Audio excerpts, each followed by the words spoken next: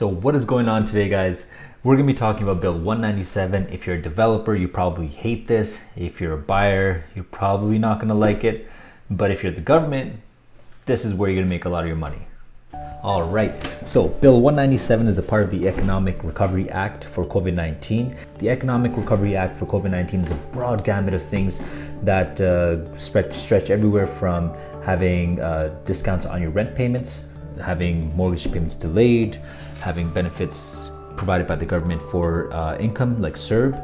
It has everything that's there, and this is just one of the many things that was put into that bill. And what this bill pretty much is that it's like Bill 108, the More Houses, More Choices Act, but it has three key modifications in it. Number one is development charges and levies. Number two is community benefit charges, and number three is parkland dedication fees.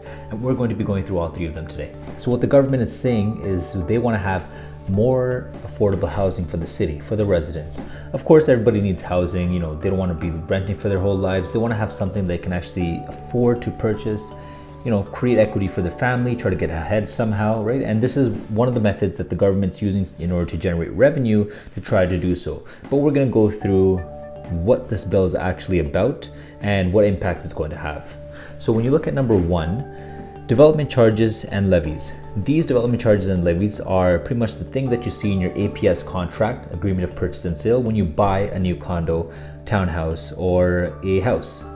And what these development charges are things that are passed through from the municipality down to the developer, and developer down through to you as a purchaser. These development charges usually cover stuff like growth-related capital costs. These might be something like transportation hubs. It might be something for the community itself, for the city, like a library, a YMCA, something like that that can actually help the municipality grow. And so this is actually a major chunk of the revenue that the municipality uses in order to fund these sorts of activities or these sorts of developments from the developer and thereby from you. So this isn't a bad thing. Usually, because you have a growing population, you have more stress taken on by the city. You need to have more infrastructure, more space to be used to support this growth in population.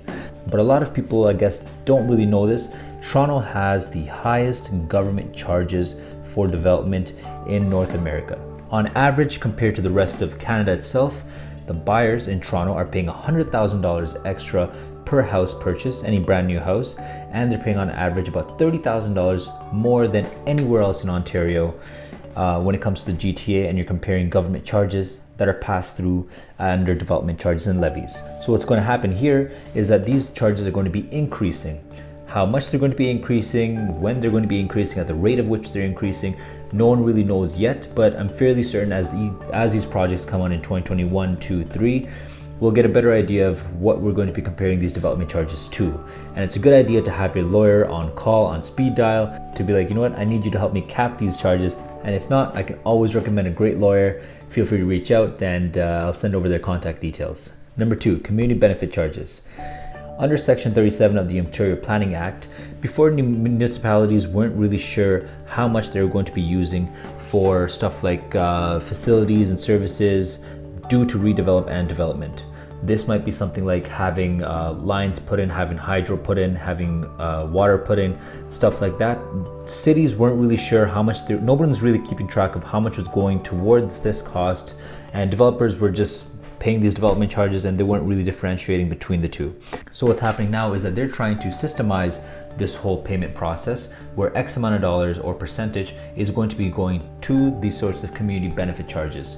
And this is going to be there. This is sort of like development charges, but a little bit different, where instead the development charges that are used for the entire city, these charges are used because the area or zone is being redeveloped or developed for the first time. Right, so this is sort of like a micro charge, but it's still there as an added cost. Number three, parkland dedication fees. So these parkland dedication fees are pretty much like, they want green space. The government, the municipality, the cities, they want more green space in an area which is a concrete jungle.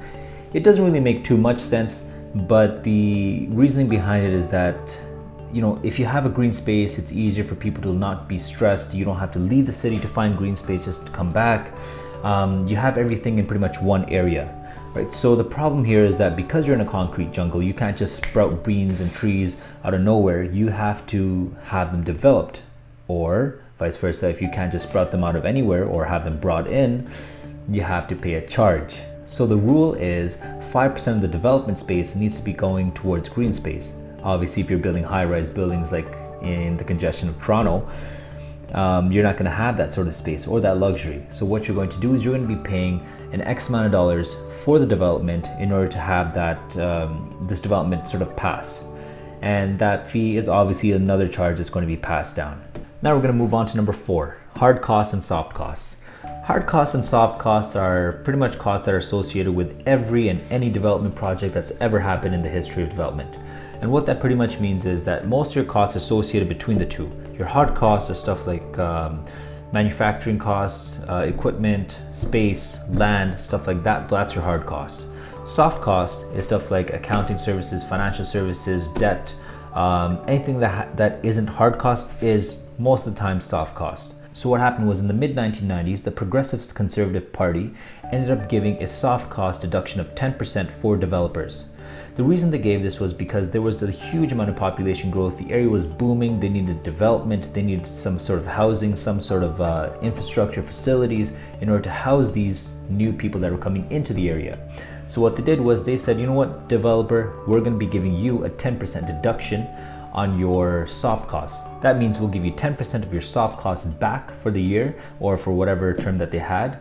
And for the hard costs, you get no deductions simply because the infrastructure that was being built and created had caused a little bit of a burden back in the 1990s. Simply because the transportation routes that were available back then weren't that efficient or that intelligent as we do have today. There weren't really many routes to go about the city.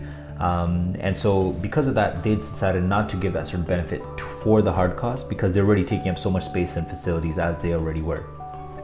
So what this new Bill 197 is doing is that it's going to be taking those soft cost deductions, that 10% deduction away. And you obviously know where it's going to end, at the dotted line when the purchaser signs.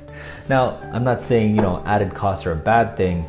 Everyone needs an inflation on costs. We need an inflation on costs because if not, we're staying stagnant. That means the economy isn't growing. And the good thing is that the costs aren't coming down because that would mean deflation is happening. But that's a separate topic. When we look at costs, we're trying to look at internal or external factors that end up increasing these costs. Now, inflation usually comes in the format of demand, supply. It comes in the format of external influences. Internal influences can also do this. This would represent one form of internal influence. External influence would be something like you have a lot of external demand coming for a product here, which you weren't expecting. Now, because of that, the supply is shortened, the demand is very high, and now you're going to be increasing the costs. So just like that, real estate's in the same sort of bracket. A lot of people are purchasing housing because they need housing, because we have a lot of people coming here. Interest rate and debt's extremely low. So if you can lock in an interest rate on a pre-construction for enough of a period of time that you can actually take benefit of it when your product's ready, kudos to you, do that. But when you look at real estate as any sort of investment, you're trying to look at it as a long-term play, especially pre-construction. That's why these costs that are here, they might go up 4 or 5% this year whenever they're ready to come out because of the government. That's okay. Because over the next 3, 4, 5, 6, 7 years, however long it takes, usually about 5 for pre-construction to be built, the costs are worth it. If you say you purchase a $600,000 condo, you put in 20%, which is $120,000.